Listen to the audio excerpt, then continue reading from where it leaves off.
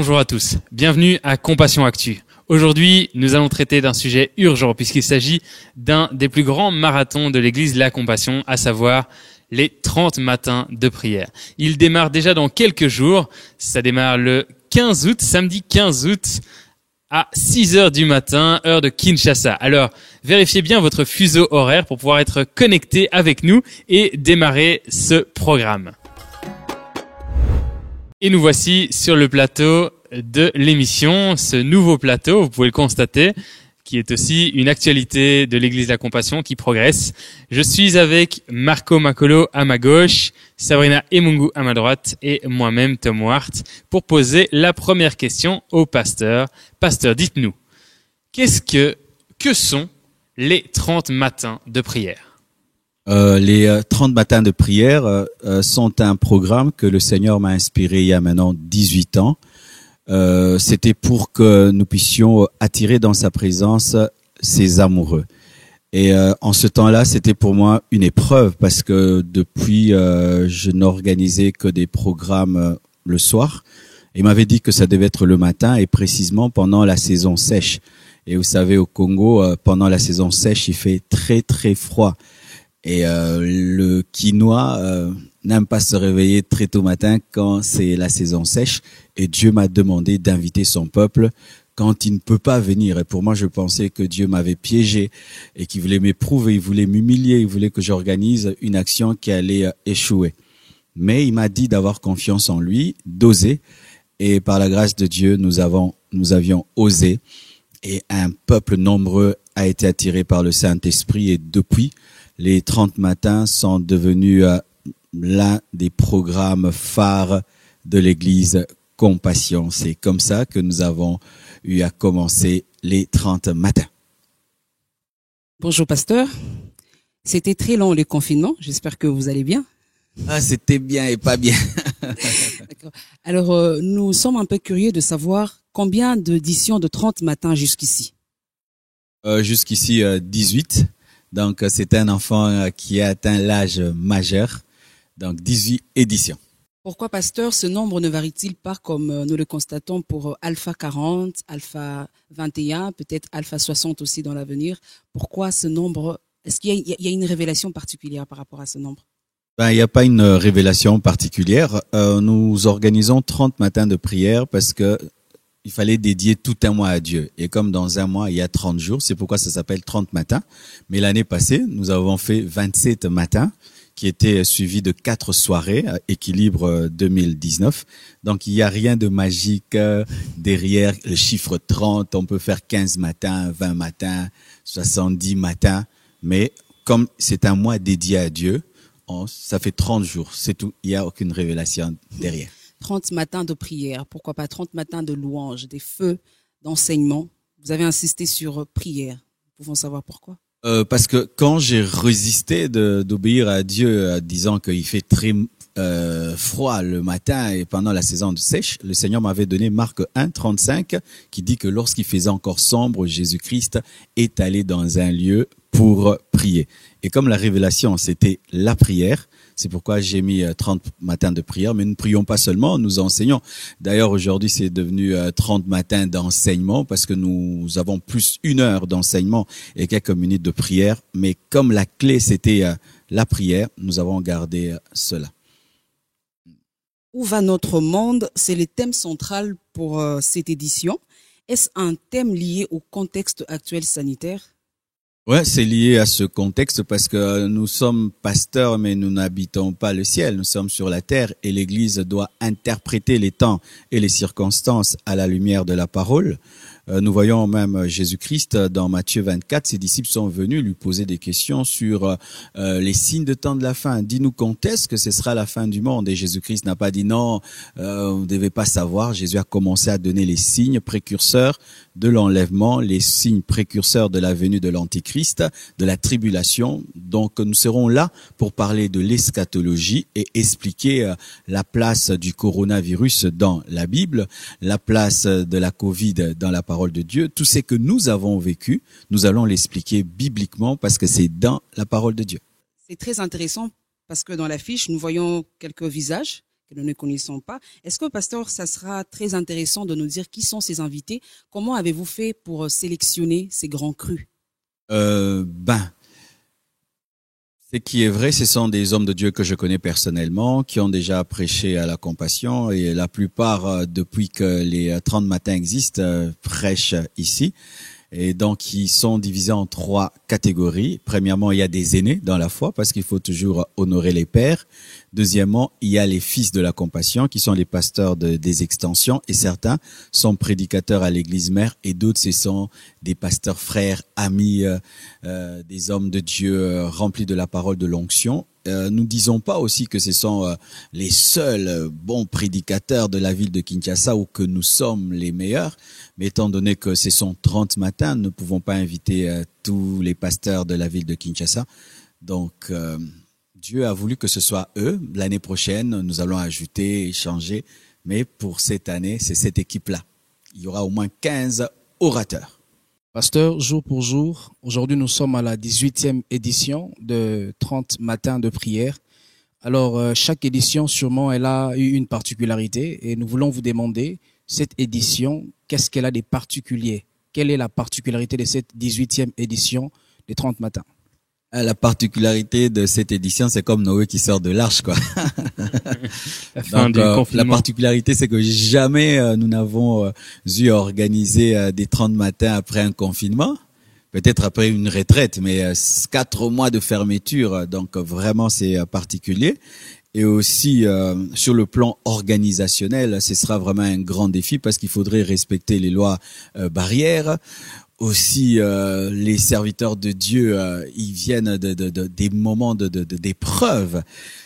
Et c'est sûr qu'ils viennent avec une rage spirituelle. Surtout aussi, il y a très longtemps qu'on a prêché à une foule. Donc, on est vraiment dans la soif de prêcher la parole à des hommes en présentiel parce qu'on a prêché en live. Mais aussi, il y a beaucoup de stress parce qu'il faudrait recevoir ce peuple nombreux. Mais dans une salle réduite en termes de capacité parce qu'il faut respecter la distanciation sociale. Alors, comme on en parle sur la particularité, au-delà de tout ce qui est spirituel, mais aussi d'un contexte social, la particularité du fait que nous sortons d'un confinement. Alors, pasteur, nous voici. Comment avez-vous prévu recevoir ces flux de personnes pour une église où nous sommes entre 8 000 et 10 000 personnes? Comment avez-vous prévu pour recevoir les gens par rapport aux distanciations sociales? Est-ce qu'il y a des mécanismes d'accueil pour que la contamination ne soit pas comptée parmi l'Église? Vraiment là, c'est un examen, c'est un grand examen parce que je l'ai jamais fait. Ce sera une première. Alors, je demande l'indulgence de nos dirigeants. Vraiment là, je regarde la caméra et je demande l'indulgence de nos dirigeants envers l'Église. Parce que nous sentons quand même de l'indulgence envers les deuils et les fêtes. Parce que nous sommes pasteurs, nous allons prêcher dans les deuils, nous allons prêcher dans des mariages. Et nous voyons quand même il y a de l'indulgence parce que c'est pas du jour au lendemain que des gens peuvent changer leurs habitudes. Mais pour notre part, nous allons faire l'effort de distancier les chaises, d'exiger que tous ceux qui viendront au temple puissent avoir des masques et puissent bien les porter, donc cacher le nez et la bouche. Nous allons exiger qu'ils puissent laver les mains, donc nous allons mettre à la disposition du peuple de Dieu des solutions hydroalcooliques. Aussi, nous allons prendre la température et nous allons vraiment veiller que tout se passe bien. Les micros seront désinfectés. Entre les cultes, nous allons essuyer les chaises. Nous allons faire tout ce qui est à notre pouvoir pour que tout soit respecté. Mais s'il s'avère qu'il y aura de l'attroupement devant l'église, ce ne sera pas de notre faute. C'est une grande église. Il faudrait qu'ils fassent la queue pour qu'on puisse prendre la température. Nous devons canaliser ce flux. C'est cela. Pasteur, vous avez parlé de règles générales sur la distanciation sociale. Port de masque, c'est de laver les mains. Mais pour les personnes de catégories particulières, comme les femmes enceintes, comme des personnes souffrant d'asthme, des personnes âgées, est-ce que vous avez pensé, parce que peut-être ils ne pourront pas mettre ces masques, vous avez pensé à des dispositifs pour ces genres de personnes? Il y a une difficulté parce que quelqu'un peut dire qu'il est asthmatique, peut-être qu'il est seulement négligent, il ne veut pas porter le masque, mais une femme enceinte, ça se voit. Alors, si vraiment quelqu'un est réellement asthmatique, mais il veut écouter la parole, on va pas le chasser. Mais il paraît que les asthmatiques, ça on va vérifier encore, n'arrivent pas à porter le masque. Nous allons créer un endroit propre à eux pour qu'ils ne soient pas contaminés et aussi pour que il n'y ait pas des gens qui puissent les imiter sans connaître leur état de santé. Mais si vraiment quelqu'un est très très malade et n'arrive pas à porter le masque, nous préférons qu'il reste à la maison et il pourra suivre le live après le culte ou même pendant le culte. Donc c'est ce que nous allons faire. Super. Alors, dans la logique de pouvoir respecter la distanciation sociale, on va pouvoir parler de l'actualité de la construction, puisque la construction a bien évolué durant le confinement. On peut voir quelques images à l'écran. On a déjà quelques niveaux qui sont là. Donc, est-ce que vous pouvez nous partager où en est l'Église aujourd'hui? Nous bénissons Dieu parce que, en dépit du confinement, le Seigneur a touché son peuple ici à Kinshasa et à l'étranger, et le peuple de Dieu a continué à envoyer ses contributions, ce qui nous a aidé à couler le béton et avoir le deuxième gradin. On n'avait qu'un seul gradin et d'avoir une deuxième salle de plus, ce qui fait qu'aujourd'hui notre capacité d'accueil est agrandie. Et ça nous permettra, malgré la réduction de place, d'avoir quand même plus de 2000 personnes assises dans le temple et que vraiment Dieu vous bénisse. Dieu n'est pas confiné. Aujourd'hui, ça nous fait donc 4 niveaux à l'arrière. 4 niveaux. C'est ça. Ouais. Alors, quelles sont vos inspirations bibliques pour le thème précis de cette année? Où va notre monde? C'est tout un chapitre, c'est le chapitre de Matthieu 24. C'est dans ce chapitre, Jésus-Christ parle de 3 choses. Il parle des événements qui vont précéder l'enlèvement qui est le retour de Jésus-Christ en secret, où il reviendra comme époux afin d'enlever son Église. Mais il parle également de son retour en tant que roi, pour régner sur la terre, et il parle aussi de la tribulation.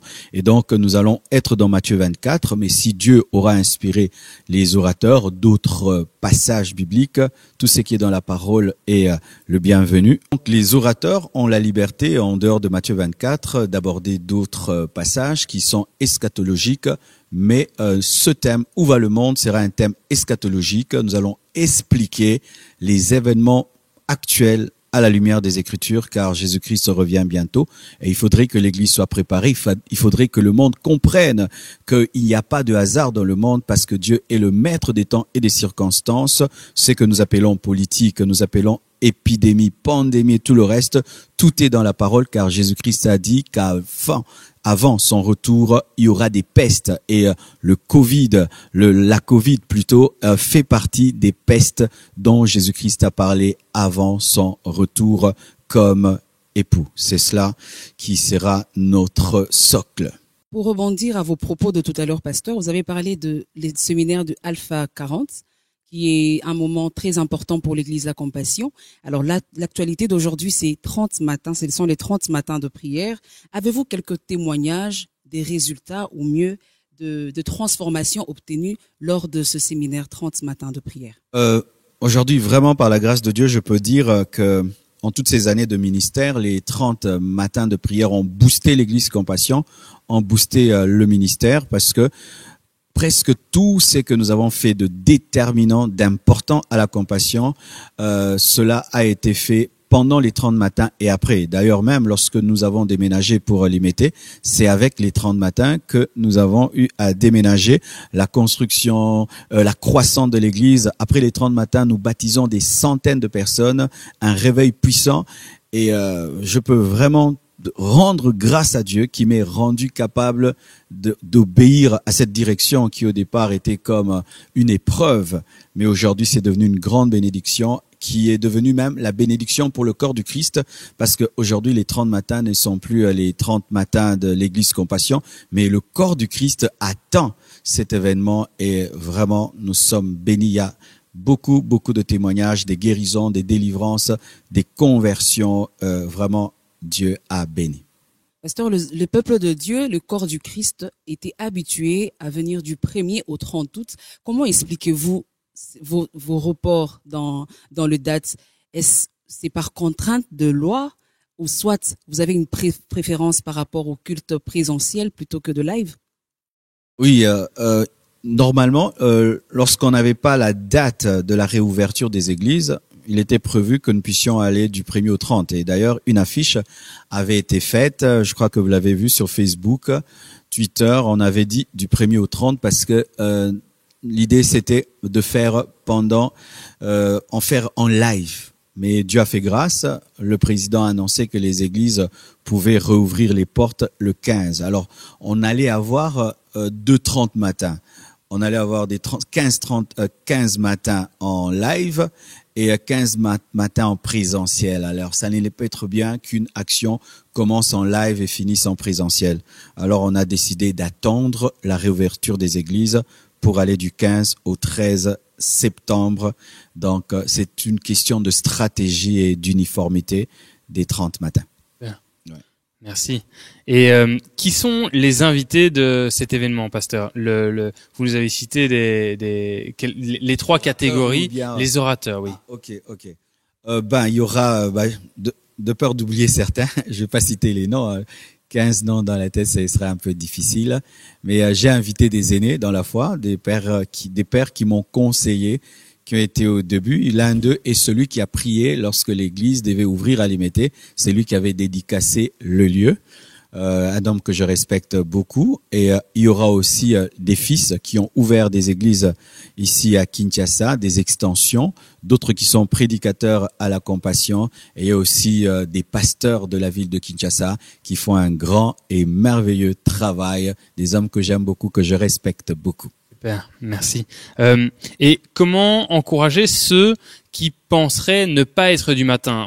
C'est quelque chose qu'on peut entendre parfois, des gens qui disent qu'ils sont plutôt du soir, qui passent plutôt leur moment avec Dieu au soir que le matin. Peut-être ils sont plutôt vaseux le matin, peut-être ils aiment plutôt se lever à la dernière minute pour partir au boulot, etc. Comment leur parler? Comment pouvez-vous les appeler à nous rejoindre dans ces 30 matins? Qu'ils puissent tester le Dieu des 30 matins. C'est vrai que tu as une habitude, tu te réveilles, mettons à 9h, 10h. Mais les mêmes personnes qui n'arrivent pas à se réveiller à 4h du matin, si on leur dit tu as vol pour Paris à 3h du matin, elles vont même pas dormir. Hein. D'ailleurs, aujourd'hui, j'ai une expérience. Ma fille Choukrani ne se réveille pas très tôt pendant ce confinement. Elle en profite pour se reposer. Ce sont des vacances qu'elle prend. Mais aujourd'hui, il fallait qu'elle sorte avec ses amis.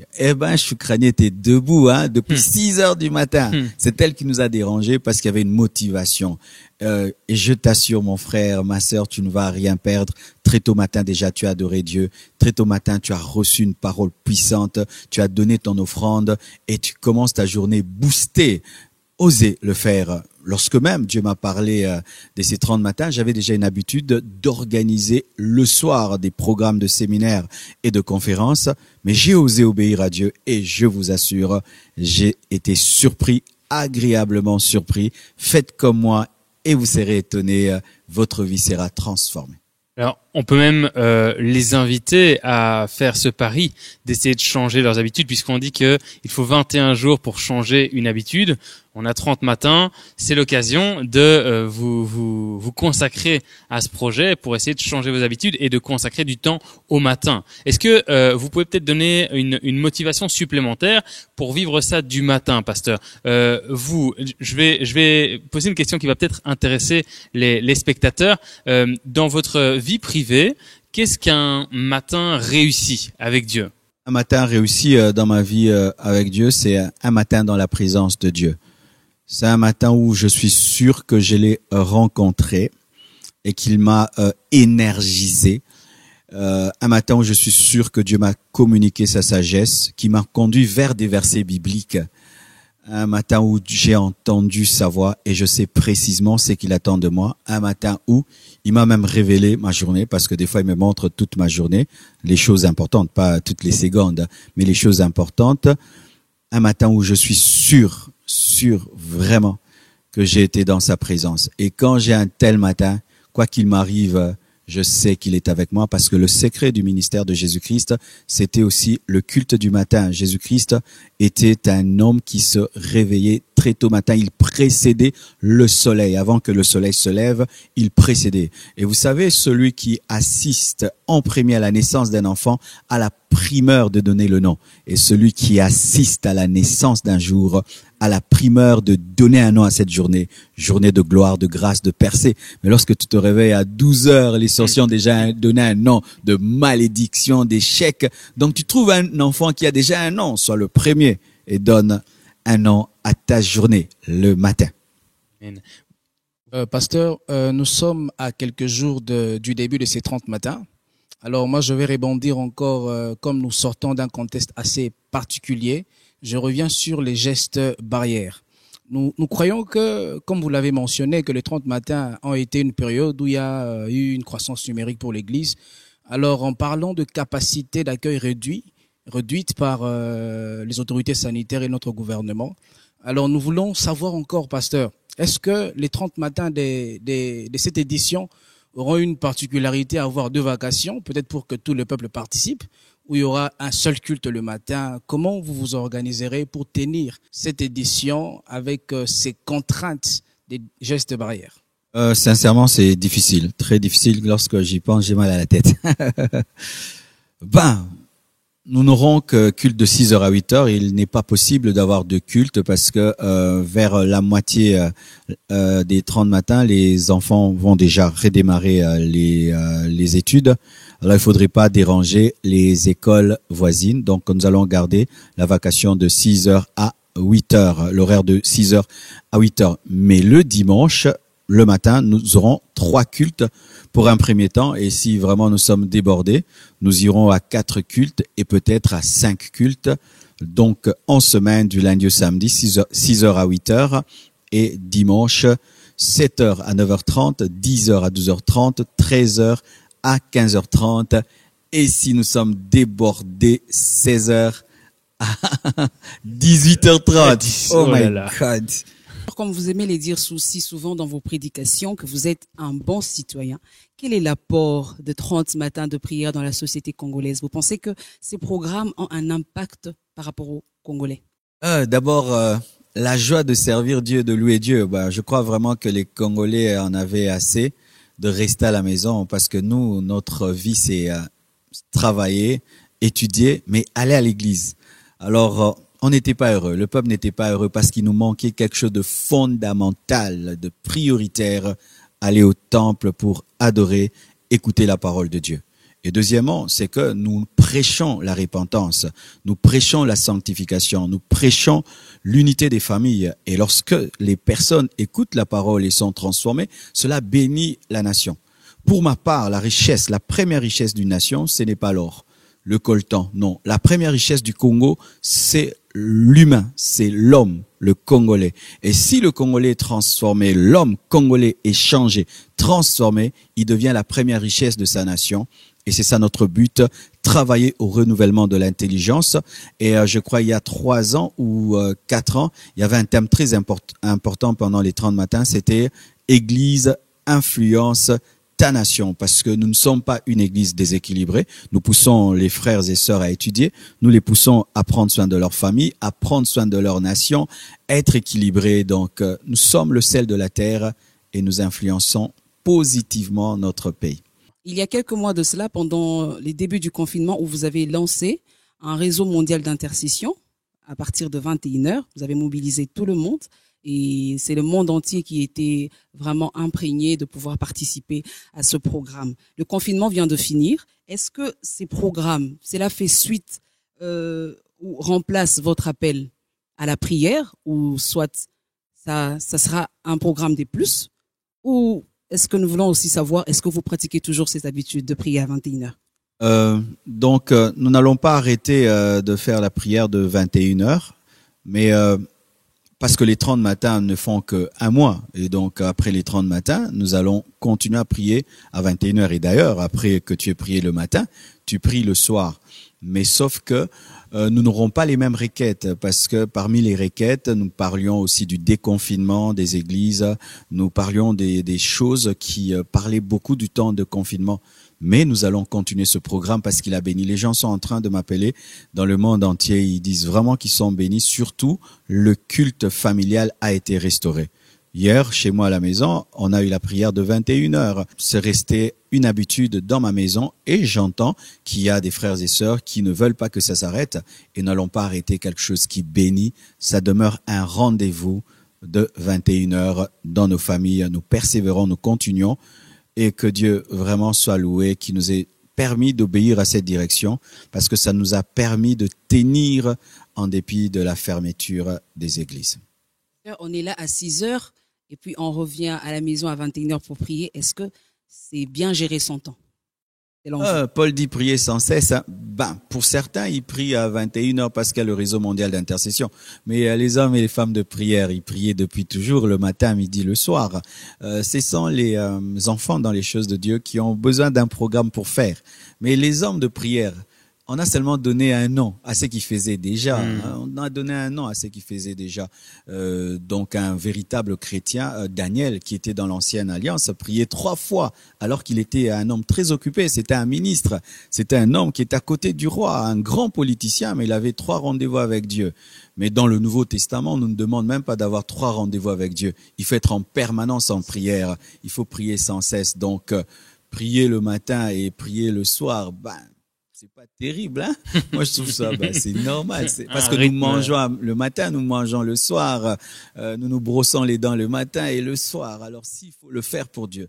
C'est pourquoi, d'ailleurs, j'aimerais dire, pourquoi nous aimons compter ce que nous faisons pour Dieu. Mais combien de fois nous regardons notre téléphone? Combien de fois nous suivons des films? Combien de fois nous mangeons? Ça, nous ne comptons pas. Mais quand seulement on fait quelque chose pour Dieu, on compte et on dit, j'en fais trop. Mais combien de fois Dieu nous bénit? Combien de fois Dieu nous protège? Donc, arrêtez de compter quand vous faites des choses pour Dieu.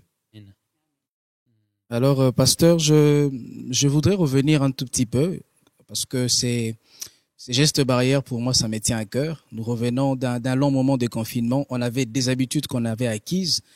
Et là, certaines personnes, en reprenant les cultes, la compassion est aussi connu pour ces moments de joie dans la louange. Et nous sommes dans un culte et la chorale nous balance une chanson. Vraiment, on sent la grâce, l'onction. On a envie de danser ou de passer devant comme d'habitude. Pasteur, vous, en tant que les pasteurs de l'église, qu'est-ce que vous pouvez dire à ces personnes, à ces jeunes Comment ça va se passer? Bouillants, qui veulent danser tout le Ils reste. peuvent danser avec distanciation. Hein. Mais oui. Chacun à sa place. Ils peuvent danser, chacun à sa place. L'avantage, c'est qu'il y a on avait l'habitude de passer devant. On passait même à 50.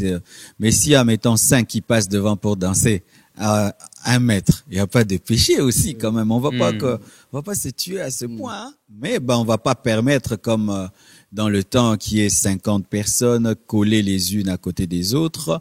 Mais s'il y a 5 personnes qui veulent danser, qui passent devant, parce que les choristes déjà, ils dansent devant.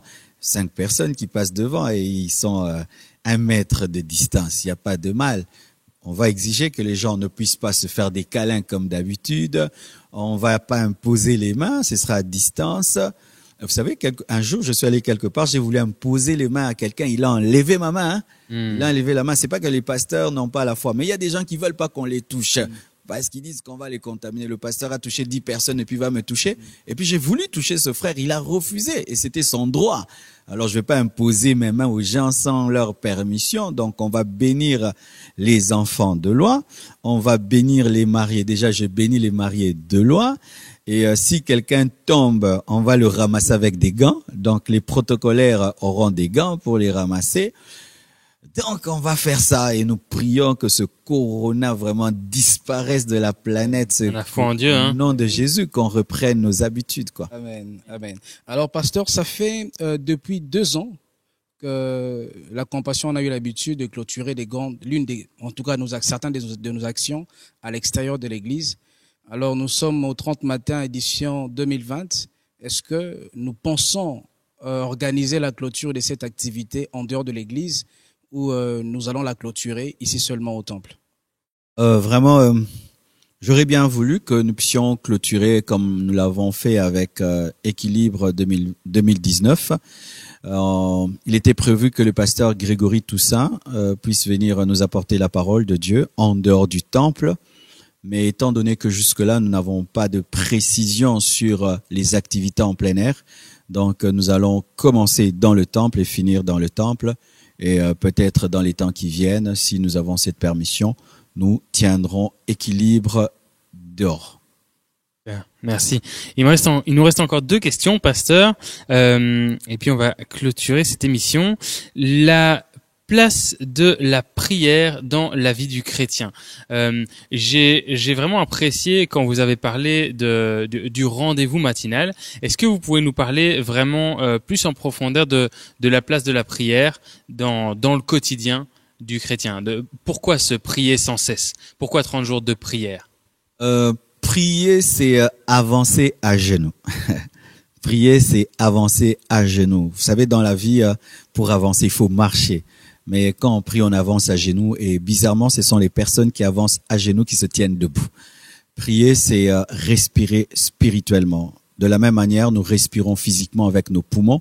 Et quelques temps d'apnée peuvent te conduire à la mort. Et un homme qui ne prie pas est en apnée spirituelle. Et prier, c'est aussi fournir à Dieu des rails pour que la locomotive de sa puissance puisse venir vers toi. Lorsque Dieu veut toucher un homme, il lui demande de placer les rails de la prière. Aussi, prier, c'est dialoguer avec Dieu. Ce n'est pas monologuer. Dans le monologue, on parle seul. Et la religion nous a enseigné à monologuer, parler devant un mur et parler tout seul. Un Dieu qui ne parle pas, qui ne répond pas. Mais prier, c'est dialoguer avec Dieu. Donc, il y a 2 personnes qui parlent. Dieu parle et tu réponds. Tu parles, Dieu répond. Et donc, dans la prière, il faut avoir des moments de silence comme dans une conversation. Et prier, des fois, ce n'est pas parler. Prier, des fois, c'est contempler. C'est se tenir devant Dieu. C'est tarir devant sa présence. Et moi, l'image que j'ai souvent quand je prie, c'est un tapis qu'on met devant un roi et il reste là. C'est tout. Des fois, quand je prie, je me tiens devant le roi. Je suis là. Qu'est-ce que tu fais là? Je suis là. Et quand tu es devant le roi, son parfum vient sur toi, son huile vient sur toi, sa gloire vient sur toi et tu sors rayonnant. Prier, c'est contempler. Prier, c'est être avec son époux. Il y a tellement de choses. Et quand je dis ça, j'ai envie de prier, de parler en langue. Alléluia. Amen. Alléluia. Prier, c'est bien.